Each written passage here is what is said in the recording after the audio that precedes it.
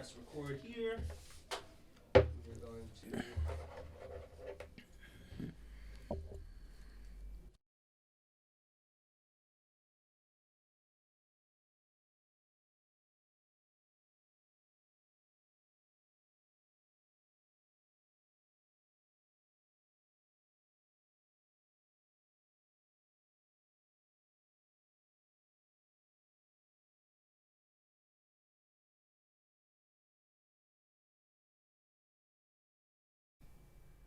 Five, four, three, two, one.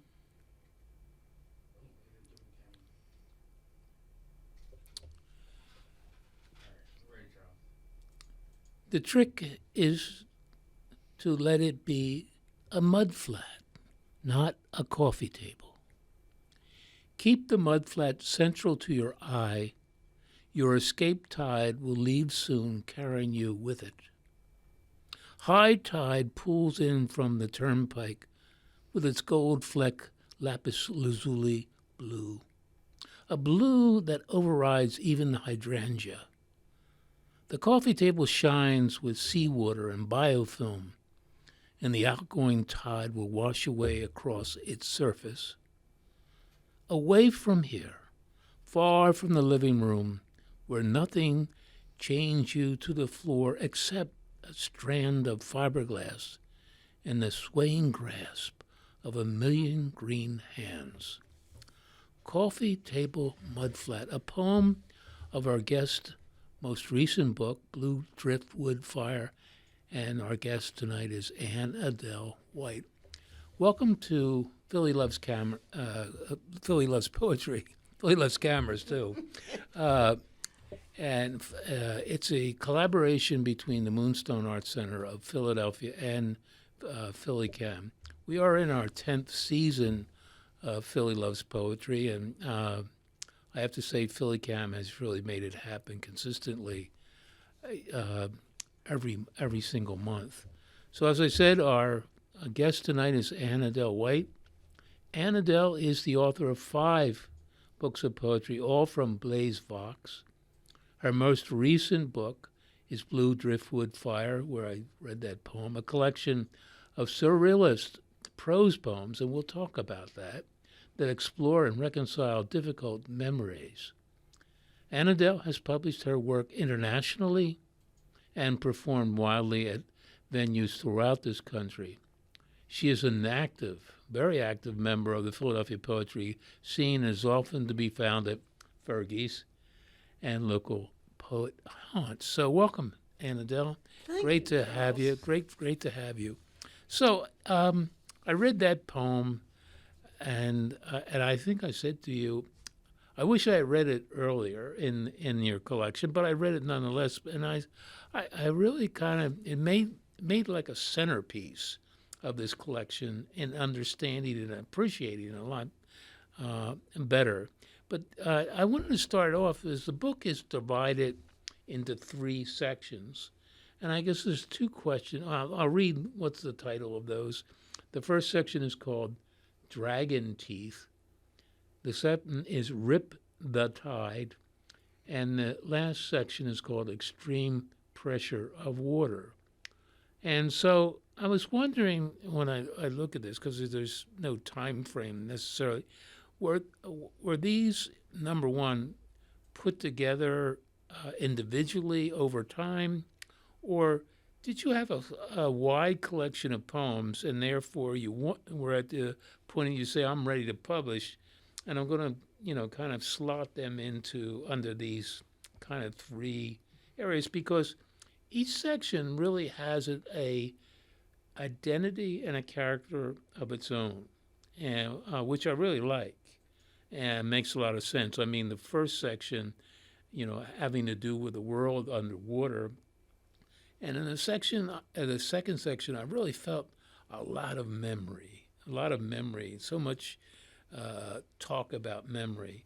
And the last is, it grasped everything. It was like kind of a good finale, I think, for your overall connection. So could you speak to that, in terms of why and how you went to building this collection? it all happened very quickly. I wrote the book in 4 months. I have never finished a book that quickly. And I was dealing with some conflicting memories, some contradictory things, like, was I a good child? Was I a bad child? Because much of the way I was treated depended on people's moods, which is far from an unusual experience. And the book is very much about memory. And there's also a strong subtext of metamorphosis, which I think is about me growing up. And the sea, especially the part that's deep, deep under, is an image for memory. Submarine volcanoes pop up a lot too, and they're an image for the difficulties we encounter when we remember things we might not wish to. And the last part of the book is, well, it begins with a summer in which I was entrapped in an impossible situation. The situation came to an end. I escaped. That was me being hauled away over the mud flat. And then, after some freedom during which I go and discover earlier aspects of myself, I come home only to discover that you can't come home again, and there are some quite depressed poems near the end, because that discovery is depressing. However, the last poem is triumphant because it means, oh, you try to go home, you can't go home. Let's go elsewhere. Let's go out and discover the rest of our life. Wow. I love that you have managed the homage in the beginning of your book to both your father and your mother. And later on, I don't think later on in the book, but in our discussion, you mentioned about your father being a professor of literature and a lover of poetry, and he kind of passed a lot of it on. But one of the very interesting parts is that relationship you had with your mother, and how you've built that kind of legacy around that little horse. Yes. That got lost, and how your mother, built this fantasy out of something that was obviously very troubling to you, and really gave it a life of its own. And I said to myself, after you told me that, I says, well, I can understand some of the perspective that Anne-Adele has on poetry, and how she takes something and moves it into another dimension like your mother did. Oh, I don't know if that's true, but that's something that I walked away from our discussion with.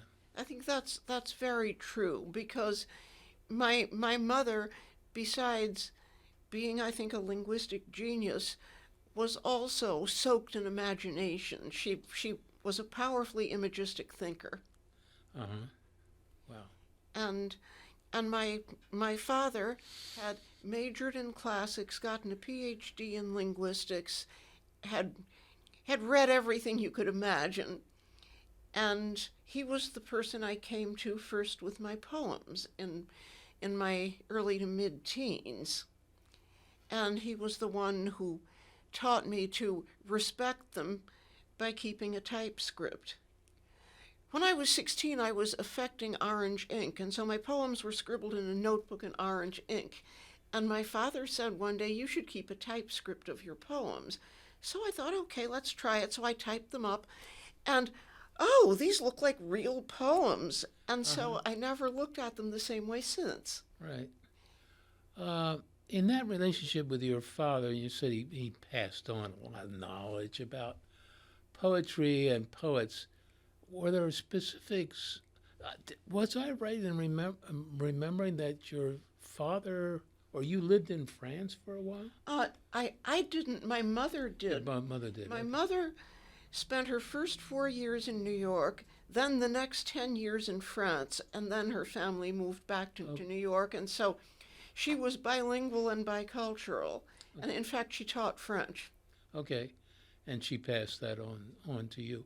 Yes. What were some of the poets that, with your father, you walked away from and said, my father kind of gifted me this appreciation for these poets? Well, one of the first poets he wanted me to read was W.B. Yeats.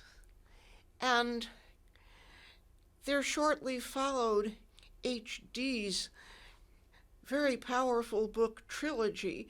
And I wasn't really aware at 16 of the context of trilogy, which is World War II London. But I remember being fascinated because it felt almost in places as if it had classical resonances, which might be why my father liked H.D. Mm-hmm. And then I guess I moved up in the world because he handed me Wallace Stevens. And I have been always obsessed ever since I read it with the poem Idea of Order at Key West. She sang beyond the genius of the sea. Mm-hmm. That is such a captivating line. And on my own, I discovered Sylvia Plath. So this was quite a mixed bag. And I don't know if these poets would have had anything to say to each other if they'd met in actual fact. Uh-huh. But anyway, for me, their common thread is the strong individuality of their voices. Uh-huh. And in my early teens, I knew I wanted to write poetry, and every kid writes stuff that looks like E.E. Cummings for a while, and then, oh, God forbid, there were the teen girl magazines with the awful poems in them and those complicated things. Then when I was 16, something happened. Something flipped in my head, and I suddenly began writing something that I thought, oh, this is crazy. But it wasn't. After I read it over, I thought, this is by far the best thing I've ever written. And that was me becoming a surrealist with no formal background in surrealism.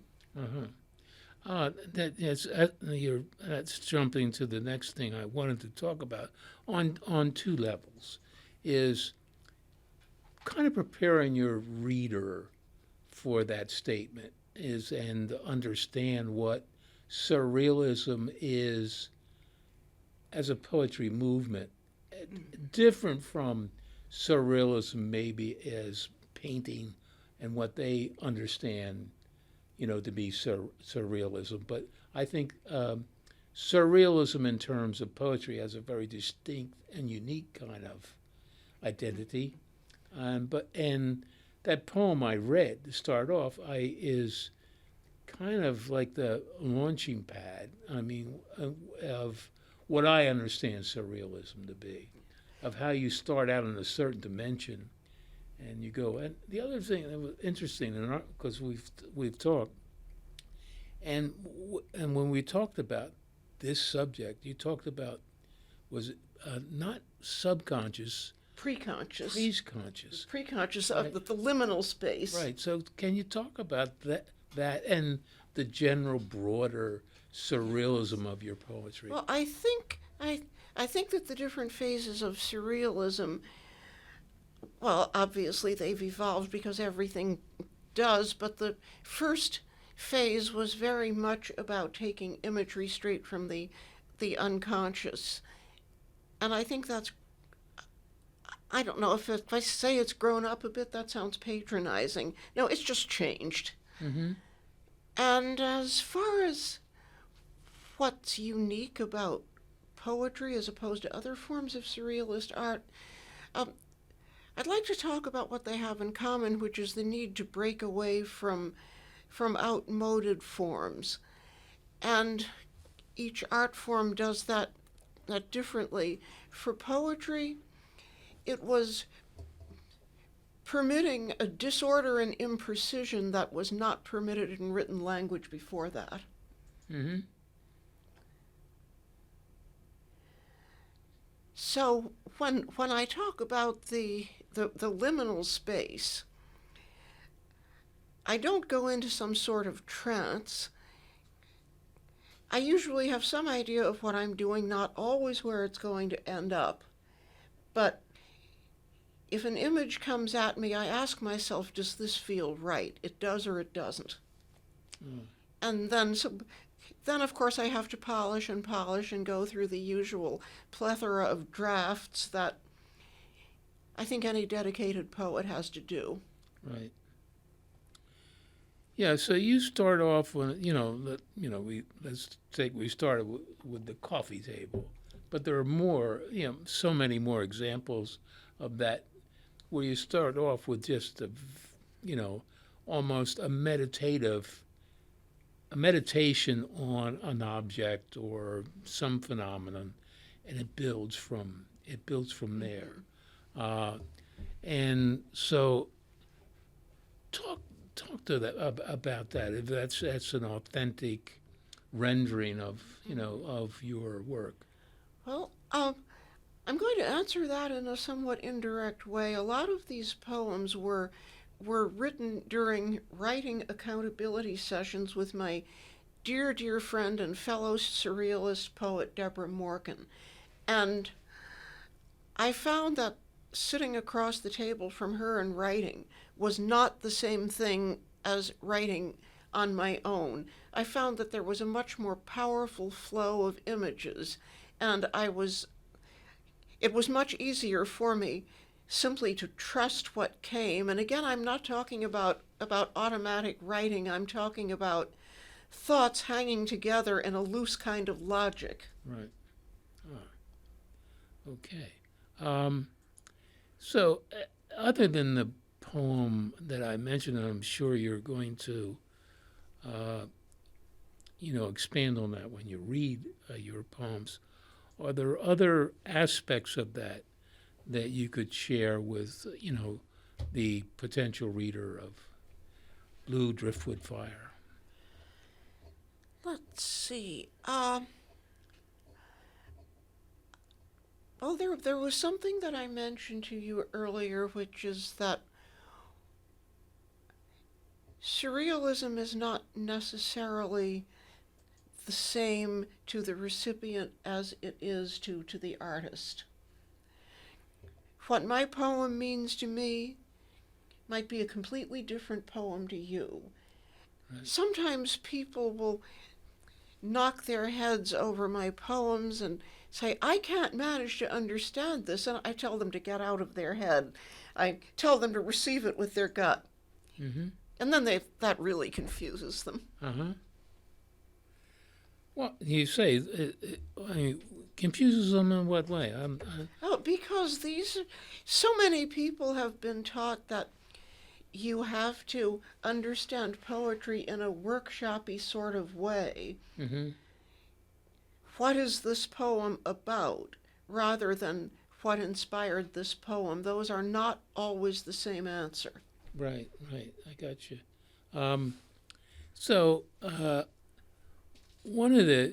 Another of the fascinating things is your mentioning of memory, and it was interesting to find out in the second section, A Rip in the Tide. You talk a lot about memory in that section, and there's actually one poem that's called Is Memory Art? Yes. And I think that's a fascinating thing to think about, because I'm just saying my own personal. I wrote a poem about memory, and I said, I wrote a poem about memory, both in terms. I said it was like a clothes closet, and how the different things in the history of memory that you go through to represent this, but also the editing of memory, Yes. our editing of our memory. Mm-hmm. And I don't mean in a bad way, but somebody will say, well, it's not that you don't remember that was blue or red. It's deeper than that. And it's not. I don't think it's done necessarily to embellish. It's just a different perspective sometimes on a memory that one has. But I really appreciated that the title of the poem. That title of the poem. Can you expand on that? Because you've in other poems you characterize memory in so many ways.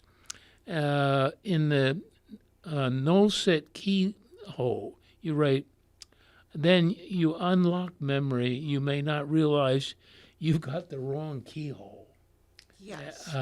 Which is another, I think, a fascinating representation of memory.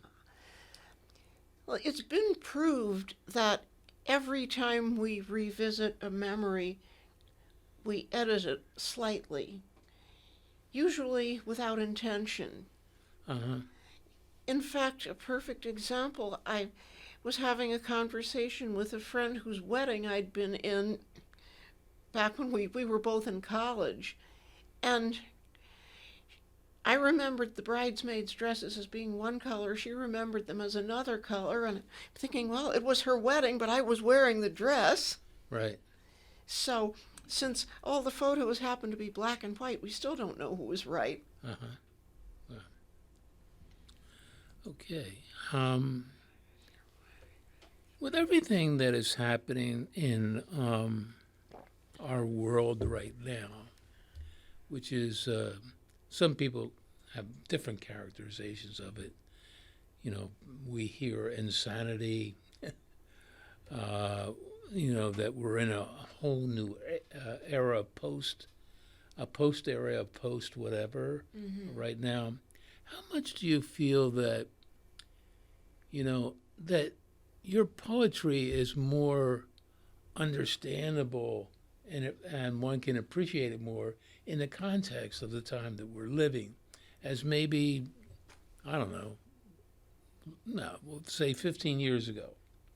We're living in a very, very unsettling times where fact and truth and what we think is reality is entirely different.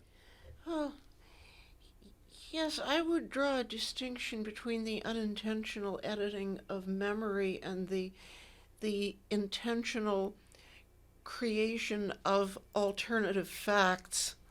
But yes, you're right. Everything cognitive now seems to be on shifting sands.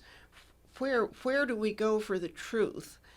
Because it's hard to get any sort of unslanted news. What really happened? We get what happened with a heavy dose of somebody's opinion. Everyone is a gatekeeper. So yes, I suppose I hadn't really thought of that, but I suppose there is a certain relevance because we are the gatekeepers of our own memories, even if we don't want to be. So, surrealism in poetry was more a product of the 20s and post-World War I.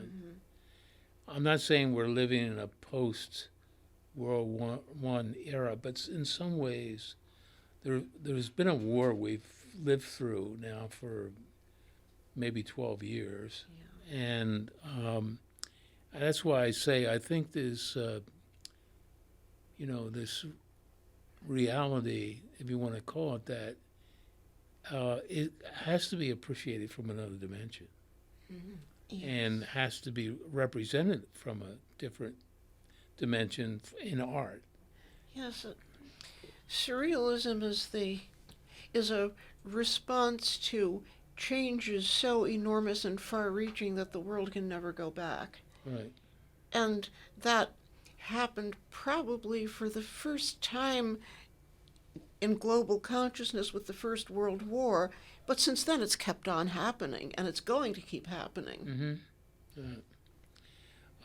I just, I was looking down. Lamont, would you, I think my watch is off. Would you keep us on line with the... I have 5 to 7. Okay, good. My watch is off. Thank you. Great. So I was seeing that we're we're dragging times out, and I don't want to compromise your reading your poems. So, yeah, that's fascinating. You did mention, some of the poets that influence you. Are there is there a new collective of poets that you admire and have, helped expand your poetry and your style? Well, I would say most particularly my friend of 16 years, Deborah Morgan. That's a truly transformative friendship. We met in 2010, and she helped me take the lid off and discover a new depth to my writing. Uh-huh. And yes, well, that puts me a bit on the spot because I know that as soon as we stop, I'll think of a million people. Right. But well, let's see. I'm thinking of local people. Someone who comes to mind as being an unfailing voice of conscience is J.C. Todd. She is one of the most eloquent protesters against war and any sort of abomination I've ever met in a poet. Mm-hmm. And I so admire her for that. Well, we can join together on that one. Yes. Yeah, she's and I've had her as a guest on this show, and she's been absolutely terrific. One of the great things about poetry, I haven't met a lot of good new friends, and I consider JC one of them, Mm-hmm. definitely.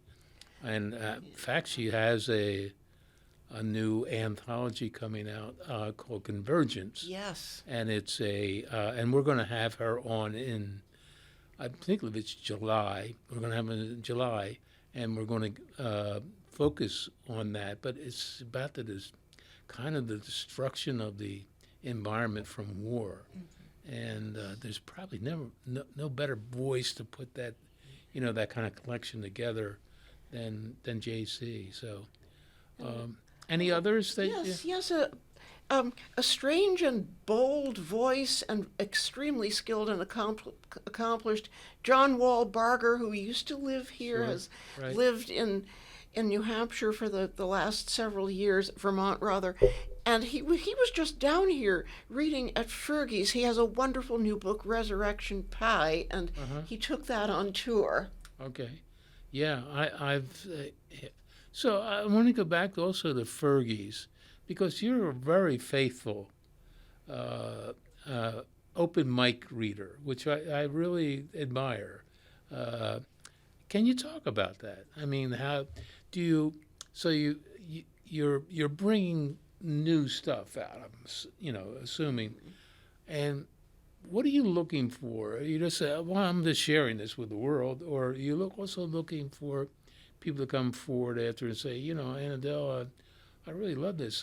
Can we talk about it? Oh, what poet doesn't love that? Yeah.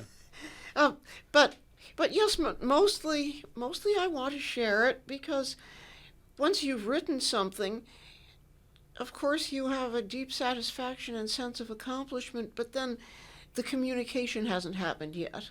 Uh-huh. So I'm doing that. And if they want to come and talk about it afterwards, even better. Yeah. I find some people, are reluctant to come and, say to me or to you or to somebody else, I didn't quite understand that. Where were you coming from? Or can you send me a copy of it? Maybe I missed something. I'm not saying you, but I very rarely have, really seen that. I think probably it takes the audience a lot of chutzpah to say that, because they don't want to alienate you, right? No, and they also want to seem brilliant. Yeah, exactly. Well, speaking of brilliance, we're coming to that point where we want to hear you read your poems now, and to talk about, whatever you want to talk about these poems, and to give our viewers the opportunity to kind of dig into what some of the things that we've been talking about that are now coming forth in your reading. before I begin, I'd like to thank you, Charles, for having me, and also thanks to Philly Cam and to Lamont, who's behind all the technical things over there, and to Moonstone. There is so much support behind these series, and without that support, they just flicker and go out. Thank you. So I will begin. I have such a nice chunk of reading time. I'll begin with the first poem, Lemon Tree.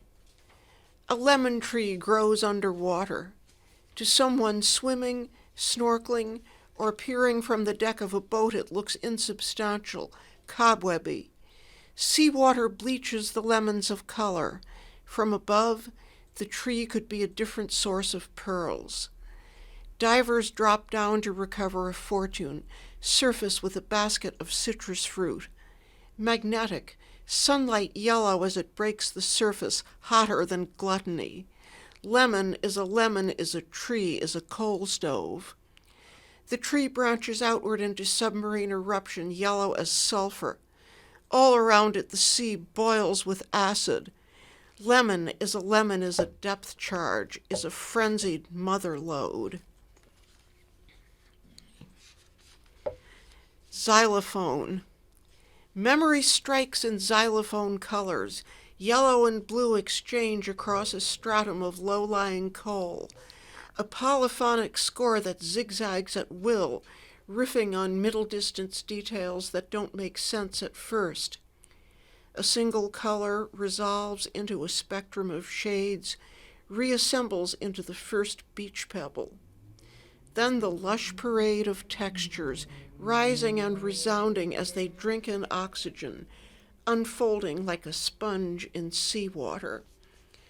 Now, Charles, I wasn't especially planning to read this, but since you spoke about it at such length, I will read Is Memory an Art?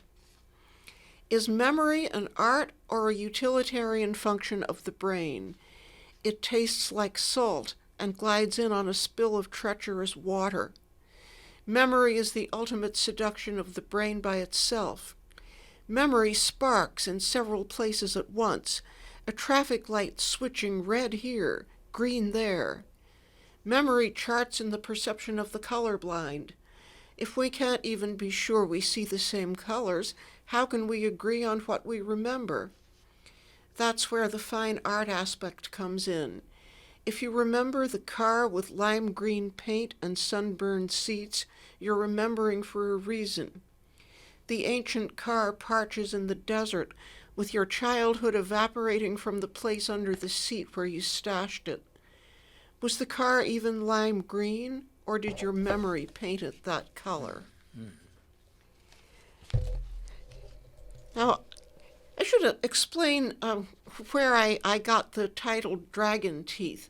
That is from Greek mythology. There was a supposed hero, Cadmus, who, I don't know how he collected the teeth of a dragon, because I was only a child when my father told me this one, but he was carrying them with him, and he sowed them in a field, and an army grew up, fully armed soldiers. So what we plant is, well, we can reap something unexpected from it. Dragon teeth. Generational memory seeds the ocean with dragon teeth. Under Alaska's freezing sea, thousands of eggs incubate in a complex of geothermal vents. It will take 4 years before they can hatch, longer for the babies to swim away. To remember is to generate a clutch of cold water embryos, nursery of black and acid, lullaby crib without air. Hatch, grow, swim, return. Every generation takes a hybrid's chance at the coin toss, laying more eggs in the eternal complex of underwater candles. Climbing stairs. You climb the stairway into a trench that leads down from the bottom of the sea. Everything below the surface is upended. The sea has an odd number of eyes like a string of beads about to snap and go flying. Water hangs from the base of the trench, glacial blue at the apex of a trail through the mountain pass. Are you looking up or down or both? Gravity plays by a new set of black box rules. The deep sea stares back with its row of eyes, distilled green blue of water colored by ice crystals.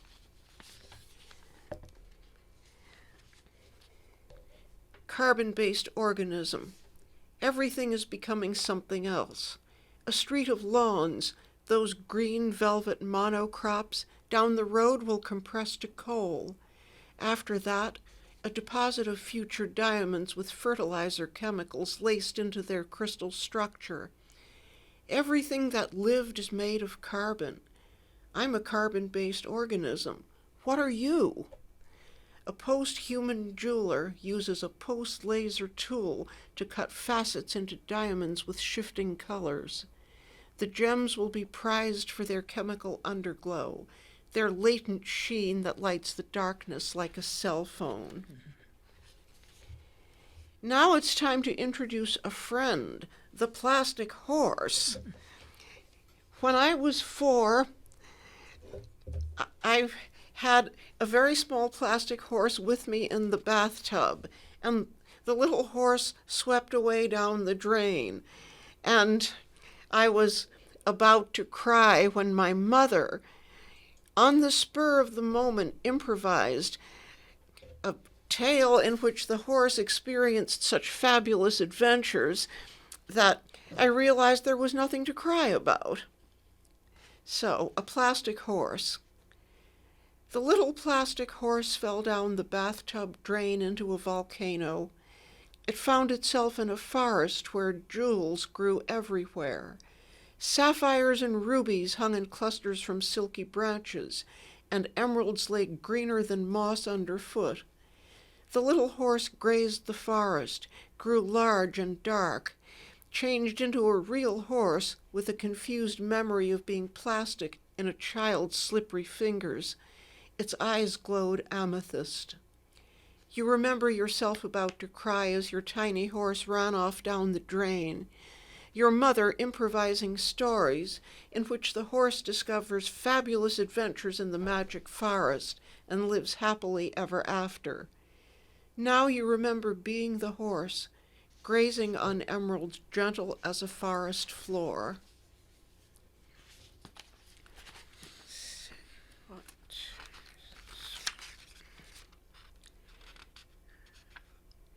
Yes, memory is a volcano admiring itself. A flame feeding on raw fuel, memory changes, transmutes itself. Every visit edits the memory and revises it with slight touches, a glance of fox fur.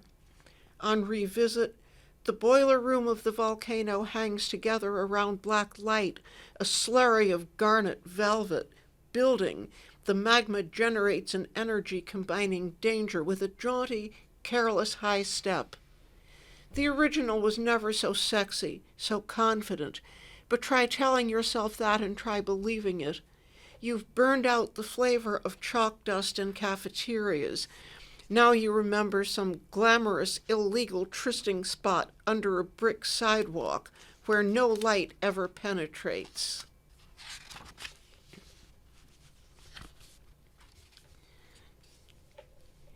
An eel in the yard. And this parenthetically happened. I come from Concord, Massachusetts, and my part of town was reclaimed swampland, and sometimes the swamp had other ideas. So, an eel in the yard. An eel crawls out of someone's front lawn. The yard is 20 miles inland from Boston Harbor and laced with the usual swampy gases and acids that happen when reclamation starts to wear off. Absolute aggression is the snake, or snake-like creature, swallowing itself tail first. It knows no world outside its ever-shrinking circle. The laboratory of aggression maintains perfect balance with an environmental impact of 0. Living, biting Christmas wreath, overcome by the delicious ridges of its own tail.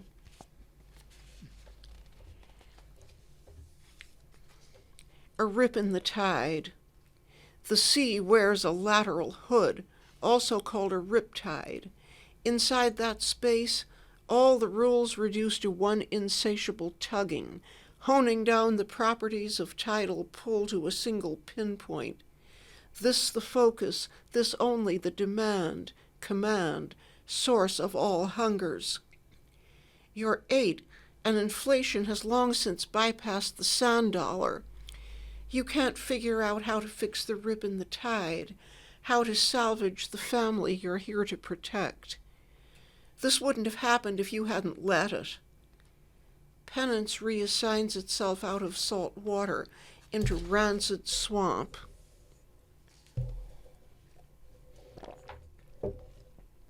Ribboning sea serpent.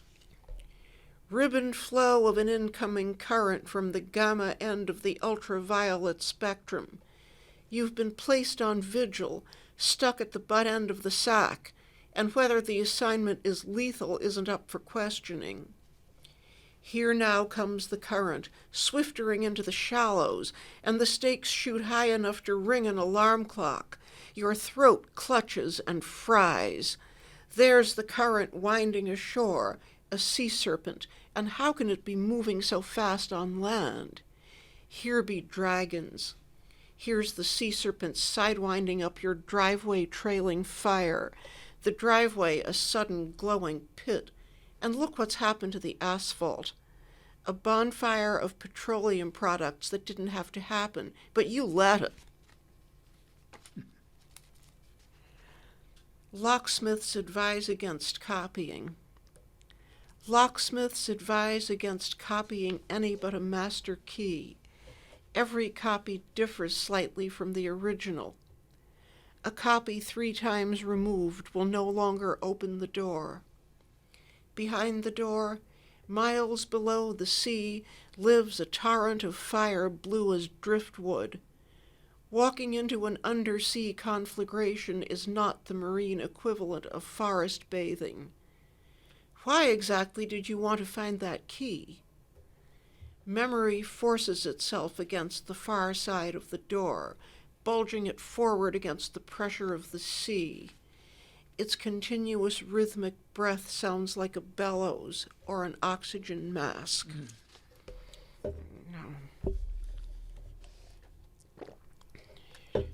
Charles, you also mentioned this one, the null set keyhole. Right.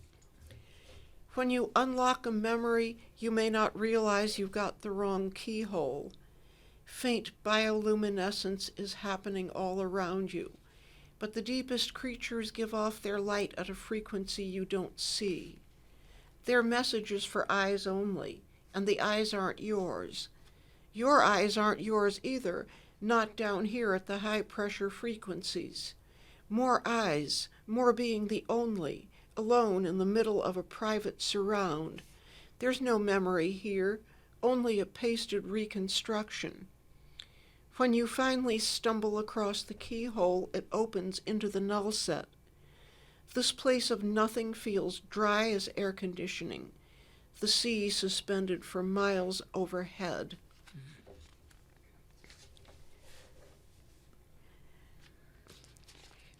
Now this one contains an under rule, so I'll make a gesture at the appropriate place.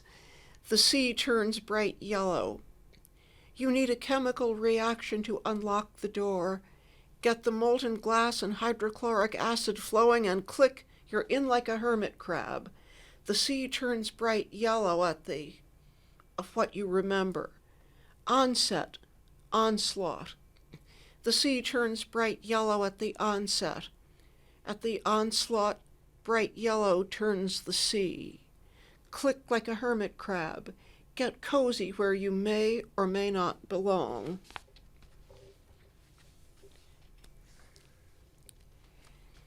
It starts getting a little bit rough here. LED Christmas tree. tracking around the back wall of memory, sensory tease like a department store during Christmas rush, stepping onto an elevator made of ribbon candy, an escalator made of ribbon candy.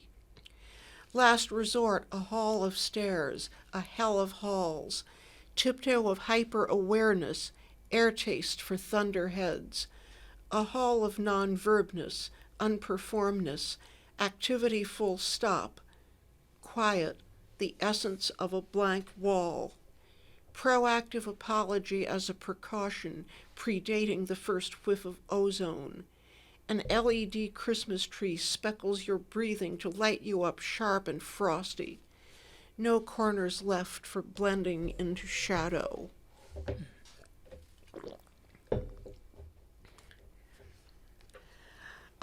This one is a play on homophones. Ought with an O, meaning should, and ought with an A, meaning nothing.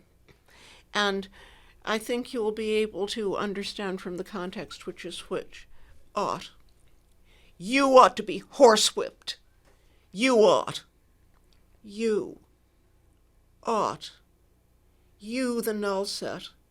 The one with no key because everything you touch corrodes. You, the rust set.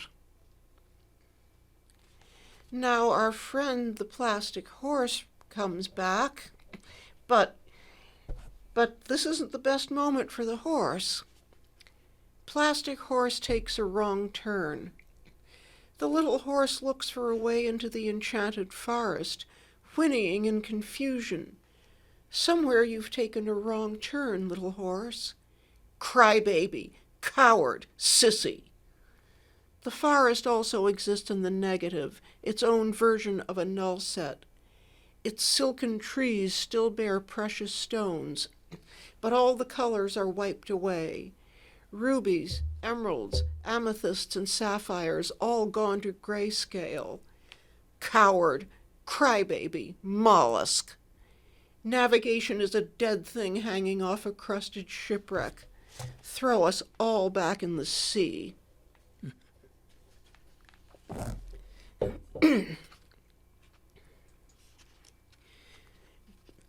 Excuse me. Beach with dead seagull. A lemon around your neck, lighting your way into the archives. Follow the gliding pole of chemicals robed in rock, moving at leisure and shifting across the gray spectrum. Its face is a rose carved from lava stone. Do you have any idea what you're looking for?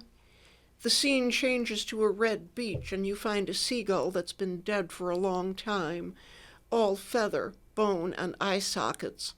Obscene angle of wing on hard-packed sand. Anyone is allowed to sell you out for any reason. Your lemon drops at your feet, leaving you in the dark with a broken lanyard. Now we're in the final section. Encrypted living room. The living room is decorated in vicious encryption. Bottom-feeding wraiths get in through closed doors, the room an aquarium of spirits. Their unburied whining sandblasts the walls, leaves long gouges in the furniture. Everything is made of water, no constants, nothing countable. A note-taking process of the mind loops back on itself in a hopeless tangle of sea knots. The only intelligible messages are stringing along lies from the steaming vents in the coffee table.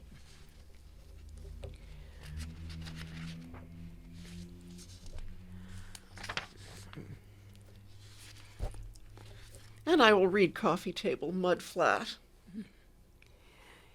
The trick is to let it be a mud flat, not a coffee table. Keep the mud flat central to your eye. Your escape tide will leave soon, carrying you with it. High tide pulls in from the turnpike with its gold-flecked lapis lazuli blue, a blue that overrides even the hydrangea.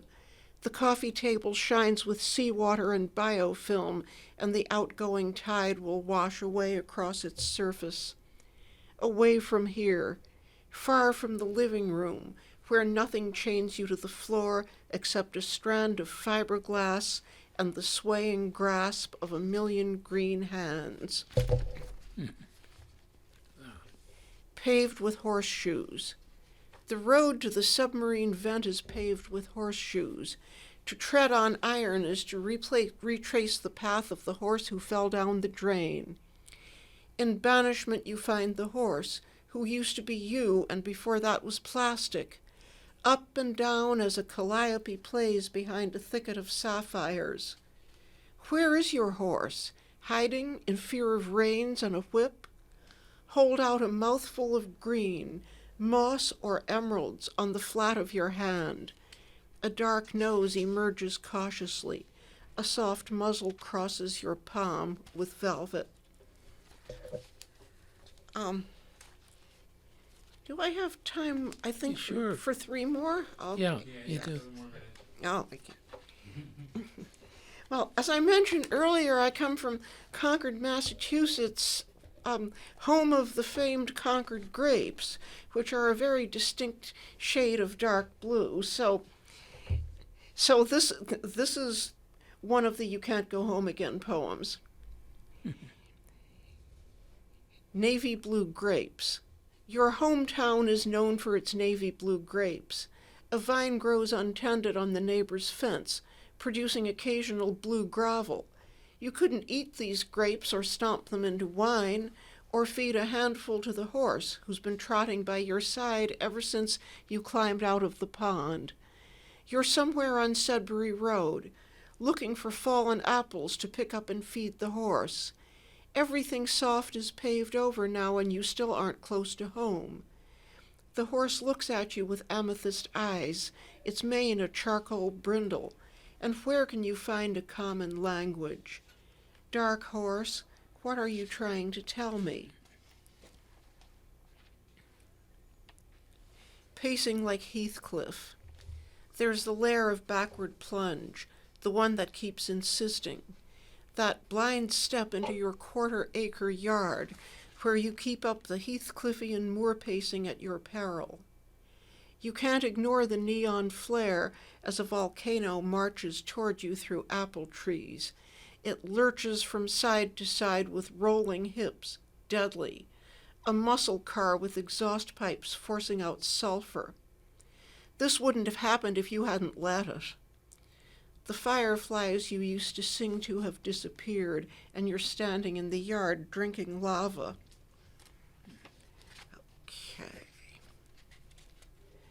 Okay, two more. Oh, yeah. Yes. Plenty of time. Sprocketed film strips. Wake up inside the warm crook of your own elbow. Find yourself dragging red lengths of silk all over town after the sea washed it away, leaving only sprocketed film strips flowing in a sandy wind from the Silk Road. Silk wind, engine of the backstab. How red, how graciously angled into plication. Spectating, you chop the film down to ineditable footage. And the last one, Pegasus. Night, black as itself. Dark horse moves around the snow paddock, lifting its nose questingly, smelling something beyond the ozone of 30 below cold stars. Green open, red open, blue open the sky. Aurora, borealis, down comes unending, rippling curtains pound and soak the snow. The yard floods with precious stones. Horse lowers its head, grazes on familiar jewels. Home is the geology of Aurora, present in the colors of enchantment and rescue. Next morning before sunrise, Pegasus lifts off the snow on wings touched with amethyst, flying east in the direction of the sea. Wow. We still have time for, perhaps one more poem. One more, oh, right. I was, yeah.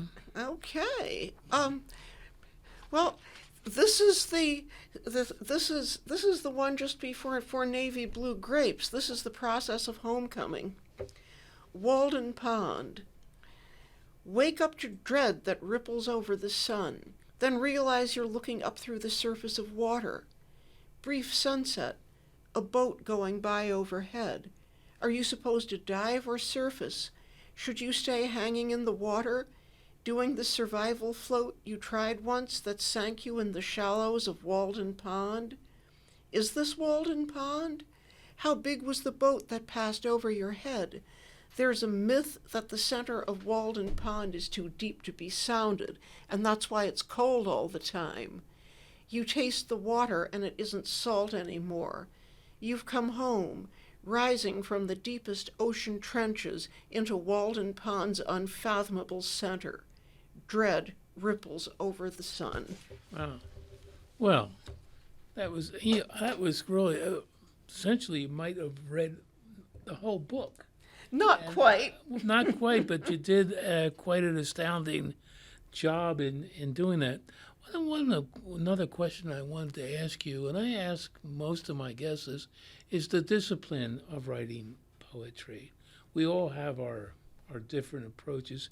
How do you approach writing poetry? I mean, are you every day I devote 2 hours or so much time, or I carry my notebook during the day and I scribble some stuff in it, and then I come home and I start to create a poem, or I get a thought of a poem and I write some notes. Can you tell us about your discipline? Well, I am the notebook scribbler. My days are too different from each other for me to have a set schedule, but often I will have the beginnings of poems, and I make time, I sit down, and I try to spin them out into what they're going to become. Something I very often find is that what I thought was the beginnings of 2 or 3 different poems all want to come together in the same poem. Now, how much of you would you say that your poetry is based on dream, and are they?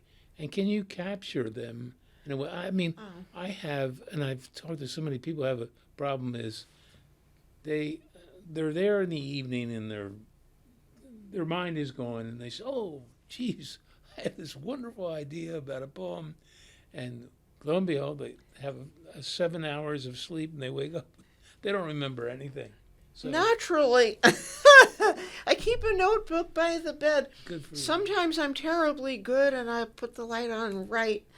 Sometimes I'm not so terribly good. Oh, I'll remember this in the morning. But I don't usually base poems on dreams so much as take images from dreams to enrich the poems. Okay, it's wonderful. Well, this has been wonderful to have you. And it has for me too. Thank you so much, Charles. I think we found out a lot about your poetry and your approach to poetry, and we had really a full meal of this book, and we don't usually get that, and so I appreciate that, and it was a great reading of your poems. So I want to thank you, and I want to thank Lamont for standing in and Thank making this you. happen behind the camera and producing this show. Lamont, who makes it possible. Yes. And so I have to always thank Philly Camp for their support for this overall this time. As I said, we're in our 10th year. It would not happen without them.